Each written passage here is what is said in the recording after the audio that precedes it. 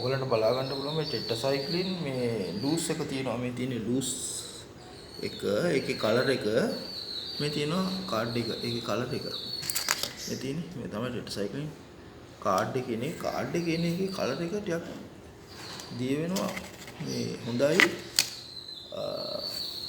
හොඳ පාටක් තියෙනවා. මේකේ දිය වෙනවා හොරයි. ලූස් එකේ දෙකම හොඳයි. උනාට ඉතින් මේ දෙක ලං කරලා බලපුවාම පොඩ්ඩක් මේකේ පාට පේනවනේ දෙකේම බැලුවම මේ. අරකෙත් එක ටැබ්ලට් එකයි දාලා තියෙන වතුර පොඩ්ඩයි. මේකේ ටැබ්ලට් එකක් දාලා තියෙන වතුර ටිකක් වැඩිපුර තියෙනවා. ඒත් පාට හොඳට තියෙනවා. එතකොට මේ ලූස් එකට වඩා කාඩ් එක හොඳයි කියන එක තමයි මගේ අදහස.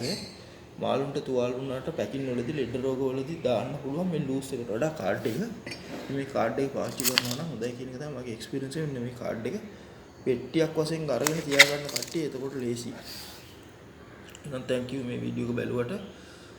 මේක දැනගන්න තමයි මම කිව්වේ. තියෙන්නේ කලර් එක. පේනවනේ මේ තියෙන්නේ ඒකේ කලර් එක. දෙකම එකට තිබ්බහම අරකේ කලර් එක පොඩ්ඩක් අඩුයි. මේකේ කලර් එක පොඩ්ඩක් වැඩි. ඒ කියන්නේ දියවීමේ percentage එක වැඩි කියන එක. Okay, thank you.